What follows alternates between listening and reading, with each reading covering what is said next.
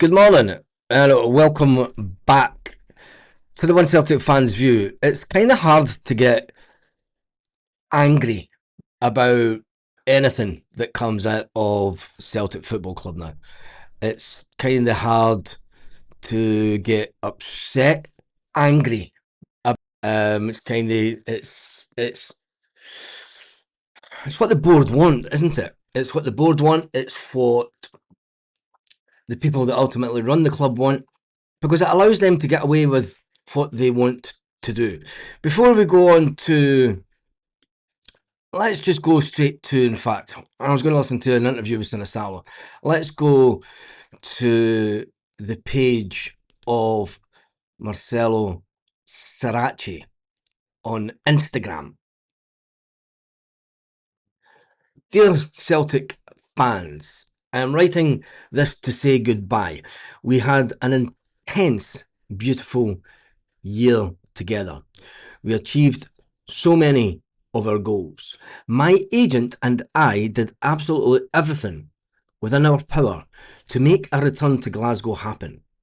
I am truly gutted that I won't be able to continue at the club at this stage of my career. However, I know our paths will cross again in the future. I wish you all nothing but the best for what's ahead. Thank you for everything. Marcelo Sarachi.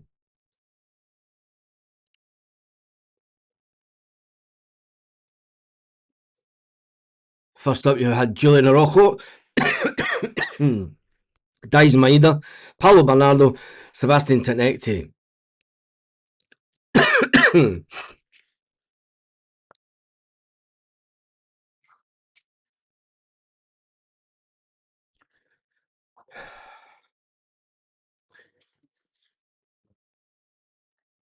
I could come on here and be really angry about what's going on at the club.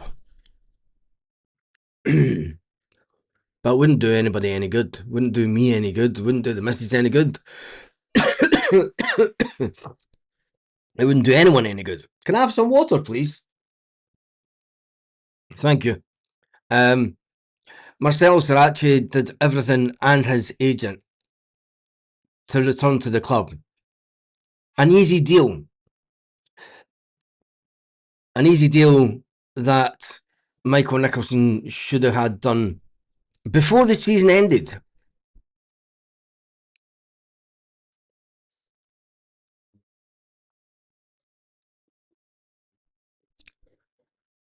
It's one of the strangest things ever at Celtic right now, that players that really want to play for the club, players that want to fight for the club, are being ignored. The fans are being ignored. Martin O'Neill is being ignored.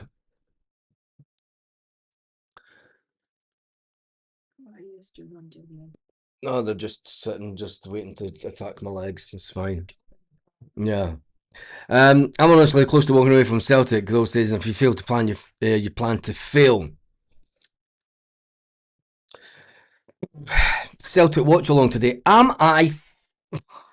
If you think I'm sitting through another 2 hours of this, I mean, it was fine going to the game. I'm not doing a watch along for Celtic to sit and fucking see us getting hammered. Sorry. I'll come on. I'll come on and do the team to see what team Martin O'Neill comes out, and if I'm about the house, I'll come on at half time and after the game. I'm not doing a watch along because I'm gutted with Celtic right now. I'm truly gutted. And then we get to the Kelechi Iheanacho scenario. Let's listen to Sinosalo first of all. Ultimately, we won the double last season, and it's a squad full of winners that have won a lot here. And obviously, if you can fine tune it somewhere, any football club obviously looks to do that, and I think everyone's got the full confidence that we'll be able to do that.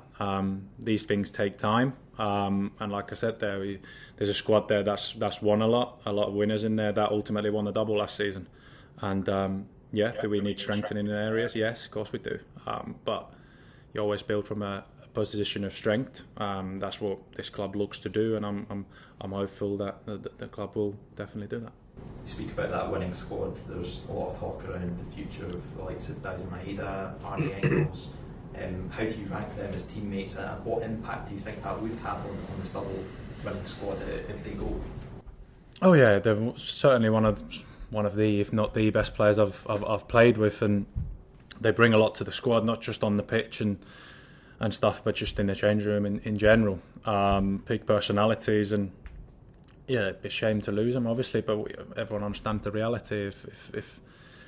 If there's a big money bid come in for you, then that's something the club has to consider, the player has to consider himself. I can't really say much more than that myself, but it's part of football. You lose players come in. There's always a lot of change in the playing squad, and that's just part of it. It's just when the new ones come in, them understanding where you come in and kind of getting the gist of the tactical stuff that we want to work on, whilst understanding what this club requires of you when you play for it.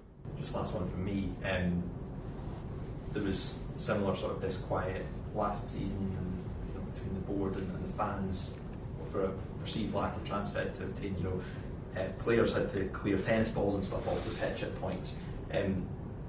I guess, what impact did that have on the squad, those sorts of protests, and as you say, these things do take time, but with the sort of current unrest as well, how keen are you to sort of avoid that as a player, those sorts of scenes again? Well, ultimately we're the ones on the pitch doing the playing, and ultimately I think it all comes down a little bit if we play well. It's down to us to kind of put the performances out and block that out. That's part of your job, and people have the right to say what they want. That's absolutely fine. Ultimately, we need to go on that pitch and perform, and be in a place mentally and tactically to do that. You could see towards the end of the season how united the stadium was, and how much of a push that gave everyone. Obviously, it helps, and you could see that definitely helped us get over the line. But yeah, our job is to very much focus what we can do on the pitch. We can't control anything other than that. That's the message, and we'll let the powers that decide everything else decide that. We just do the playing. How do you feel personally then? Because you end the season as number one. It's the most unforgiving position. I assume Celtic will look to sign another goalkeeper, and that's more competition. Is that just the nature of the beast in this position? Of course it is. It's a massive football club. Competition's good. I think I've always said why I come to this football club 2 years ago. The whole plan was for me to be that number one, and obviously I'm delighted I got that chance. But bottom line is I've got the shirt, and I intend to keep it. That's what I work towards every day. But yeah, I understand it's a huge football club that there's always going to be competition, and competition ultimately brings the best out of players. But yeah, that's my ambition, and they'll never change. Does being that double winning keeper give you that extra confidence that you're ready for that challenge, ready for that fight? Oh yeah, absolutely. Like I said, I've never intended on being anything else. That's what I want as a footballer, as a goalie, especially at this football club. I want to be that number one, and get better as I do so. It's an amazing club to play for. To get that chance towards the end and get that real taste of it, you just want more, and that's the right way to be. I think that's the mentality to have, and I think I'll get better as games go. But yeah, I'm glad to have got that opportunity, and like I said, I intend to keep that. That is the Celtic number one goalkeeper. For how long? Well, we don't know, because Celtic are looking for another number one goalkeeper. Which I think is a shame, because Sinosalo is a fine young lad, and he can improve, but everyone can improve at Celtic. Now, there's a bit of news about a player that Celtic did try to sign in the January transfer window, a young Manchester United defender, Tyler Fredrickson. Is to leave Manchester United. He was on his way to Celtic in the January transfer window when he got injured. Story of our season, really, isn't it? The young player has been left behind by Manchester United. The Stockport-born player who came through the academy at Manchester United was on the radar. The deal was almost done. but the injury put paid to it. Will Celtic come back in for the player? He was about to sign for Celtic in January. The transfer collapsed due to an injury. Therefore, it remains to be seen if Celtic would still be interested in the departing Manchester United Academy player. At 21, he kind of fits what Celtic would be trying to do, and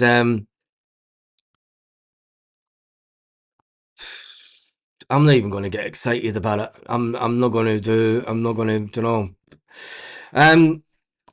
Let's jump into some of the comments. 16 days to the first game, we've signed one player. Paul Martin O'Neill is getting loads of deals in again soon. Baz, do you think that Martin has too much love for the club and that's why he's staying around? No, I think that you'd have to ask Martin that. I think that it's kind of disappointing that Martin didn't come and speak to the fans after the game in Portugal.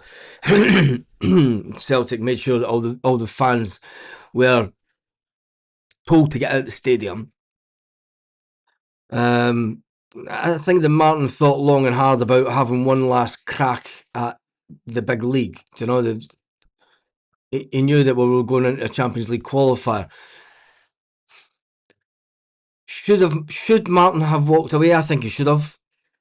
Personally, I mean, I'd said at the time that I would have preferred a longer term manager. I wanted to bring in a manager that was managing down in England, and he was Irish. He fit the bill. He brought through younger players. We seem to be in it doesn't matter what we think or what we do as a support, because at the end of the day, this board are complete charlatans. The fact that let's get onto the Kelechi Iheanacho situation. Jason, sack the board. It's not going to change anything. Sack the board's not going to change anything. You could shout sack the board all you want. You know, you could say sack, and it's no disrespect to you, mate.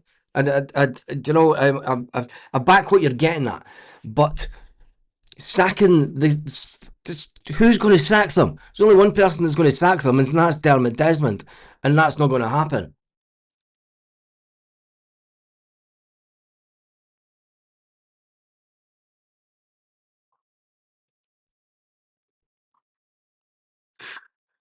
The only positive is the other two have basically shown their hand, so no excuses board. Martin O'Neill will get us to the Champions League. Yes, I think he will. How we perform in the Champions League, I think that it's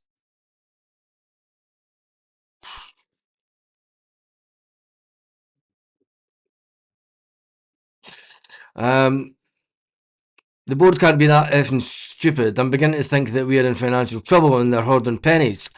If you're not growing, you're dying, says Vic. I don't think that we're not in financial difficulties. I think that the whole issue is that Michael Nicholson is a person that cannot get deals done. That's the one denominator over the last couple of years, and it's Michael Nicholson, and he can't get deals done. And it's as simple as that. He can't be trusted. And when that happens at that level of organisation, it has to take the manager has to go above Nicholson's head and just pick up the phone to Dermot. If these two are that close, he needs to pick up the phone to Dermot and say, look, this guy's frigging killing the club, mate. I know we run it as a business, and I've been in football a long time, but this prick is killing the club. It's as simple as that, and that's what Martin O'Neill needs to do. Does Martin O'Neill have the balls to do it? No saying decent manager will come to Celtic. It's a shambles, said Chris. Chris, for days you've been slating all the fans and everything, and the club is a shambles, mate. I hope you're good.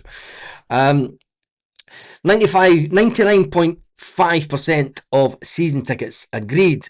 The board are doing a great job in the board's eyes. If you're the boss and you're asked to do something,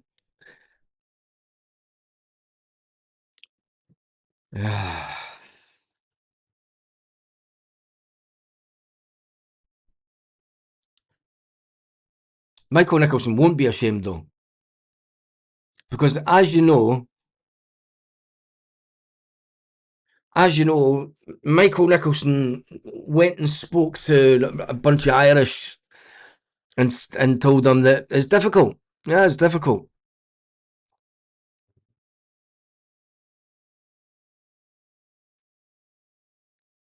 I think I'll do the team news today, and then I might just go out for the afternoon.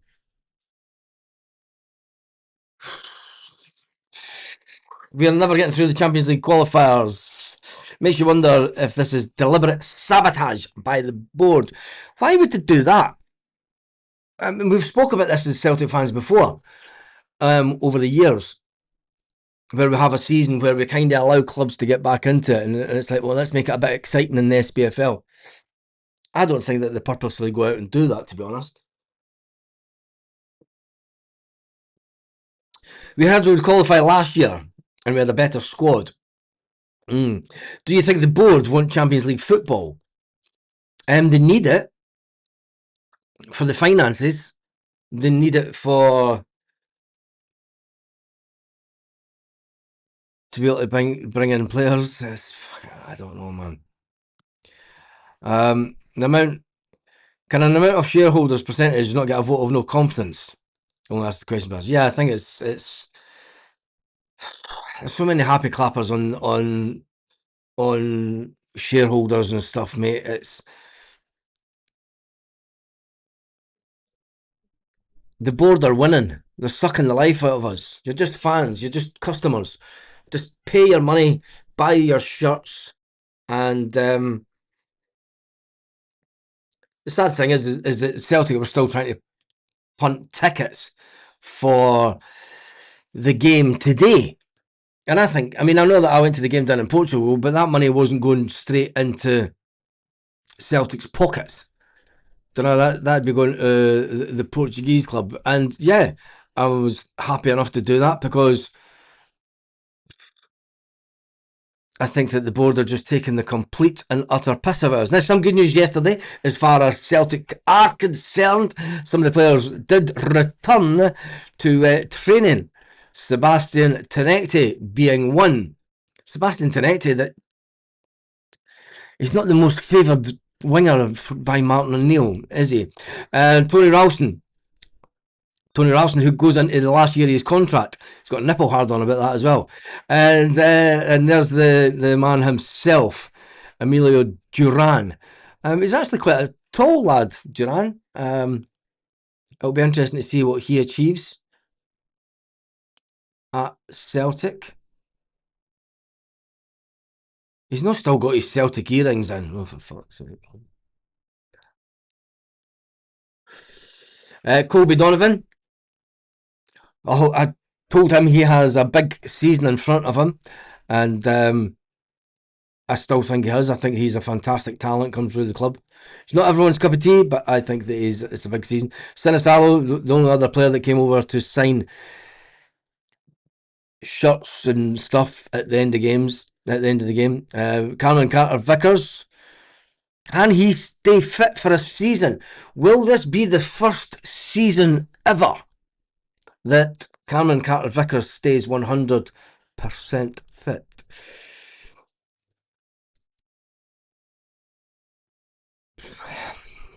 No words. Sebastian Tenecte again, and then Rio Hatate smiling with his gum shield in, looking like he's doing a Joe Hart advert back in the day. Head and Shoulders advert. Well, you've got to say, that's the first time that I've seen him smiling. Celtic must have told him he was leaving. And he went, so I don't know why he needs to train with a gum shield, and training's not that hard, mate. But anyway, and there's young Colby again, loving life at Michelangelo Balak, what's that? The rumour has it that he may be getting sold. after Martin O'Neill wants them to play in midfield in the position that Arnie Engels plays. And then there's the staff having a good laugh with Emilio. And then there's Kieran Tierney back in training. Smile, Kieran. Jeez. Kieran looks like... And there's Sinosalo again. And Scales. And yeah. James Forrest. The trimmed down James Forrest. I mean, look at the size of his thighs now. He actually fits the shorts. He is completely trimmed down, James Forrest, for this season. It's crazy how he's done it. It's his new wild haircut. And there's Tony Ralston. And there's the Arnie Engels, who's head and shoulders above. Stop with the head and shoulders stuff. Curly Locks is one of the better. Yeah, I think he is a fantastic player. When you see him on the pitch, he's way better than the other players that we have. It'll be interesting. I just hope that this guy gets off to a flyer and we get some good service. And I don't know, you're smiling at me.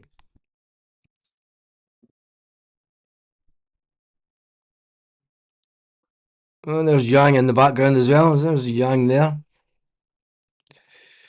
And that's it. The fixtures today, I'll go to the fixture. We have a fixture today. It's 5 hours and 38 minutes until kickoff. How many have travelled over for the game today? How many of you are travelling over for the game today that's not on the season book? After the Middlesbrough game, we wait until next weekend and then we play AC Milan at Celtic Park.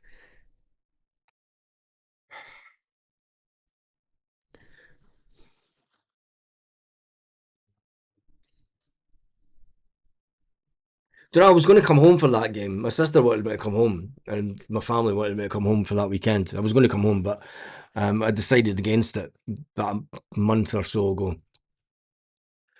And I'm kind of glad that I didn't, because it would have been a waste of money. Because I'll be honest, I'm dreading that AC Milan game. It's going to, if you think that the Sporting game was bad, the AC Milan game is going to be a tanking. The only good thing is it'll show us how many of the players are really up for the Champions League qualifier, because by the AC Milan game you're wanting to have the majority of your first team players playing. You would hope, kind of, because the week after that you've then got the Dundee game at Celtic Park on the Monday night at Celtic Park, whilst Michael Nicholson has royally fecked over Martin O'Neill. If he can't get deals done, he needs to step down and move on. You're basically admitting you can't do your job, so f off, says Michelle. Dermot Desmond said he's going nowhere, even if he choked to death on today's lobster. We're proper, says Gav. He's not fit for purpose. No, he's not fit for purpose. So where do we go? Where? This is the question to all Celtic fans. It's not me telling the Celtic fans what to do before, because I get some people saying, you're telling Celtic fans not to fucking not again. Give me a fucking prick, you're a fucking wanger. Yeah, fucking think you are. Fucking knobhead, man. This is a question to all Celtic fans. Fucking, this is what the board does to you. I knew the rage was in there. I was just trying to suppress it. But anyway, where do... I mean, I have said, let's wait to the end of the transfer window. But by doing so, are we waiting too long? Should there be a protest at the Middlesbrough game today? Should we... Or is the protest enough just by staying away? Should there be a protest outside the ground? Where do we go?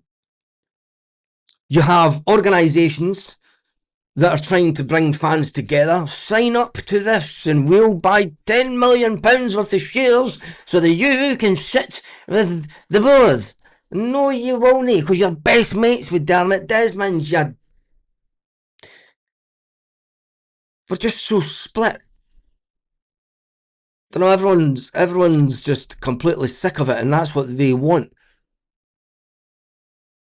Because when you divide, you conquer. Robert says it's so fed up now, it's irritating. Nicholson has the face that screams incompetence and lack of dialogue. The agent now already walks into a position of power. He needs more, so squeeze. Be nice to have 100 million to spend, like my club. It's very true, mate. I'm afraid that Martin O'Neill is getting hung out to dry. I don't think he's getting hung out to dry. I think that Martin O'Neill is... He's getting... Dermot Desmond is taking the piss out of Martin O'Neill. I don't think it's Dermot Desmond. I think it's the incompetence of Nicholson. It's definitely just the incompetence of Nicholson. Kelechi Iheanacho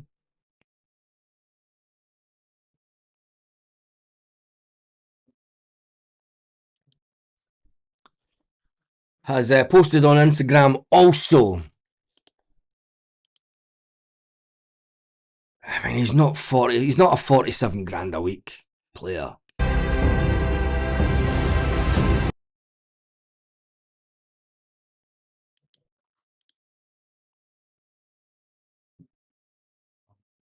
What nonsense is this? Then they've got Kelechi doing, Jesus. I thought he went to Turkey. Why they got Viking boats? Now he's a Roman warrior. Come on, I thought it was Turkey that he went to.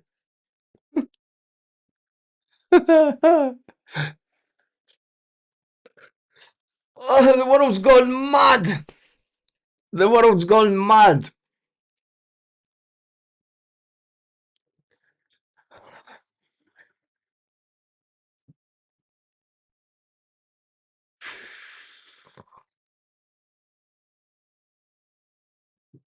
I just don't know what to say about Celtic anymore.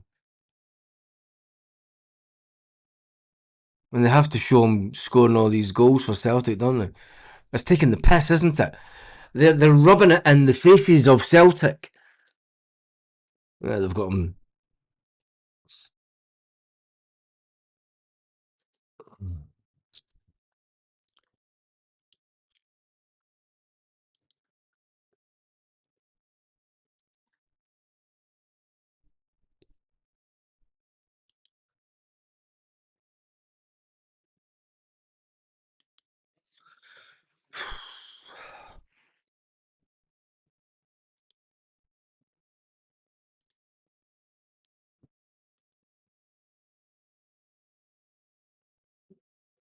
Celtic.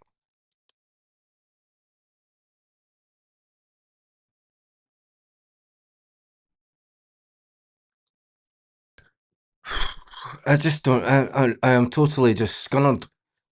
I've never felt like this before a season started. I've never felt like this before. And I just don't.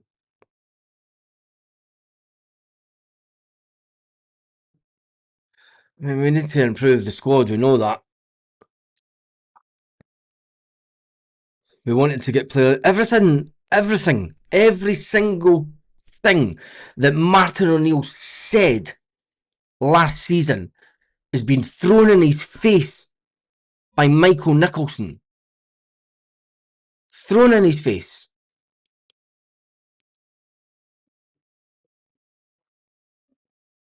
It's just... I don't know anymore, honestly. I am that I am not scunnered. Let's jump back into the comments while we finish this off this morning. I don't drink, but Celtic are pushing me to drink, says Mr. Squeak. Chris says Nicholson's on 800k a year. He'll do as he's told. Yeah, of course he will. I love Martin, says Vic. He's turning into a spin doctor for the board. He is, mate. He is that, isn't he? He's I don't know where we go from here. The board reached a level of incompetence a long time ago. Carrot Almaty was the revelation that their time was up. I think heads will actually roll. Pat,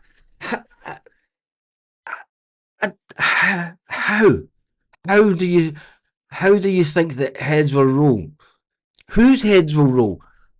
Please tell me, because it's not going to happen. Michael Nicholson is not going to leave Celtic this year.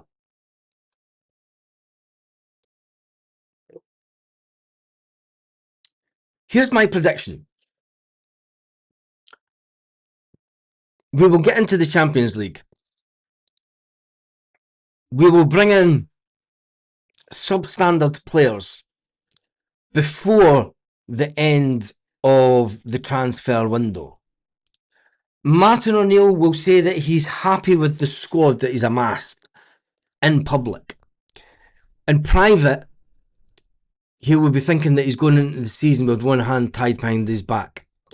There will be a few choice results in the Champions League. There will be the odd upset in the SPFL. Around about October time, as the same as last year, the fans will start getting a little bit rowdy. And between the October and the December again, there will be frustrations in the stands. And the frustrations will boil over. And Martin O'Neill will call for unity. We've seen this before, haven't we? Yeah, we've seen it last season. We're allowing the club to, and I don't know what to, don't ask me what can we do, because you've got a whole load of organisations and all these people that have formed stuff that are trying to achieve change in the club. Their radio silent as well. Let's go and see what the Celtic Fans Collective are saying to it, because they're one of the big ones.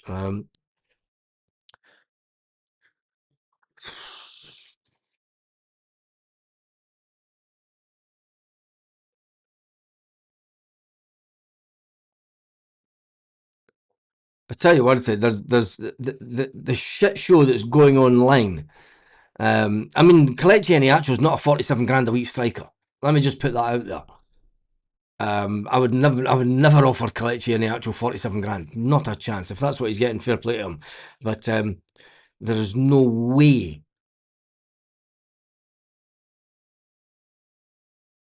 is he worth that kind of money.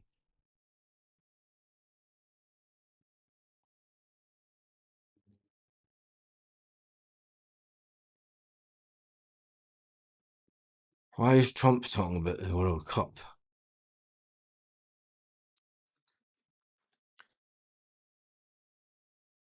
It's crazy. And do you know what? I mean, it's crazy that Rocky has said, who just on Tuesday night, I seen Rocky pull on the Celtic shirt. By yesterday, he had left Celtic, done a medical, and signed a new contract to another club. There's more money in the bank for Celtics, another £2.5 million in the bank. We've taken a hit on Rocky. We've lost money. But he signed a 4.5 year deal with the club. Fair play to Rocky, and I hope he has a fantastic career.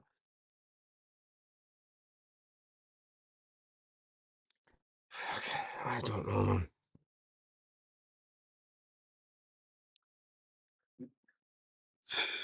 20 hours ago, the Celtic Fans Collective put out the following: Celtic Fans Collective, we waited over 6 months for the CEO to speak publicly following the Wilfred Nancy debacle. When some form of communication finally arrived, it amounted to a staggering admission that he was unable to fulfil the responsibilities of that role. This cannot continue. And the 90-minute Cynic said that imagine publicly admitting that you're not good for your job. Absolutely scandalous. Celtic aren't even doing the basic fundamentals for a club our size, and the CEO is admitting he doesn't know how to compete. I've said for a long time that Michael Nicholson is not Celtic standard. He's a yes man. He's a yes man to Dermot Desmond. And I know people that are influential when it comes to Celtic supporters that are just sitting back watching how this shit show unfolds.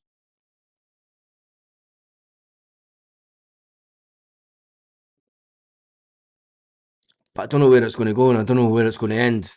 I know what I would like to happen. There has to be a way that we can force Michael Nicholson out the door. But it comes with the caveat that you then allow Dermot Desmond to bring in one of these own lackeys. With all the rumours towards the end of last season that Michael Nicholson was going to step down in July, he was going to walk away from the club. But then we found out that Michael Nicholson had been given a spot in the SPFL. It was a shit show before Nicholson came in. He's just another picking up his wages for nothing. This is very true. 40 million Champions League dosh every year is essential. Paul, we lost that money last year. I can't wait to see when the accounts come out in a couple of months' time, about October, when Celtic release the accounts for the last financial year. There's going to be a lot of fans that are going to get a wake-up call because we're going to take a big, massive drop in earnings, and they'll say, yes, it's great, the Not Another Penny campaign worked, but the downside of the Not Another Penny campaign, the downside of not getting in the Champions League, is that we are going to have to bring down the wage bill. You bring down the wage bill, you bring in cheaper players, you bring in shitter managers. Paul says, it's getting ridiculous now.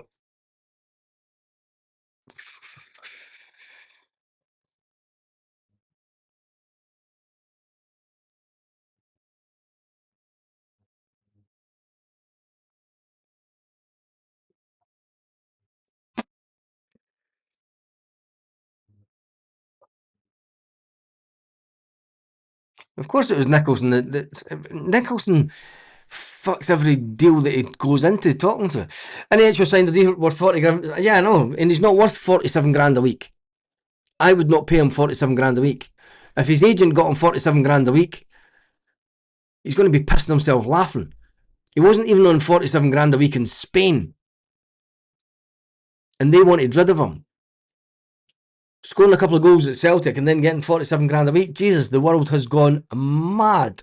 Right, I'm going to jump straight to the end of the comments. Apologise for not reading out every comment this morning. I don't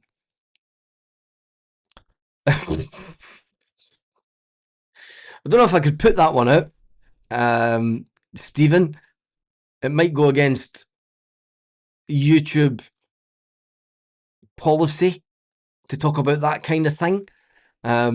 It's a great comment, but I don't want to publicly put it on the screen just in case. Until Dermot Desmond sells his shares to a real footballing businessman, we are fucked. What is a real footballing businessman? Because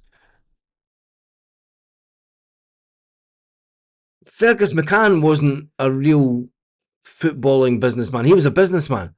He came in and he says, "I'm putting this money into Celtic, as of other people, and I'm going to sell them the shares back to the fans when I'm finished, and to some investors that will take up big chunks of the cash, and then I'll walk away with my 40 million in my back pocket, and I'll wave back to Canada and retire." Didn't know Ange taking blood money. Of course he did. That's all he's ever done in his career. No, Ange is never coming back. Turkish clubs are mega rich.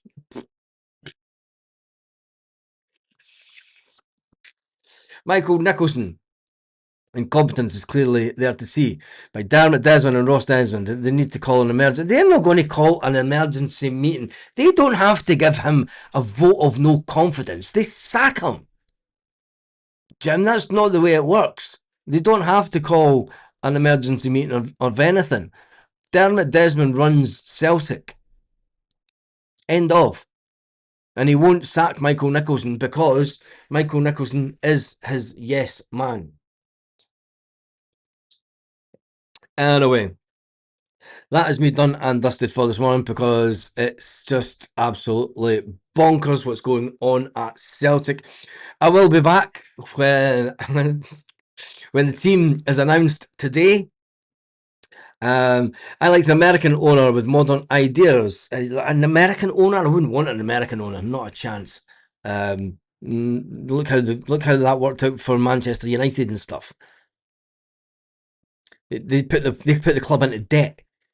I would like the club run more like a European club, where the board members have to get voted on by the wider fan base and committees, rather than this closed work network of old school buddies that goes on at Celtic. But anyway, we shall be back to see what Team Martin O'Neill puts out today. And I'm not doing a watch along because I don't want to suffer publicly in front of you all. That's basically the truth. Try and have a fantastic day, Celtic fans, wherever you are all around the world.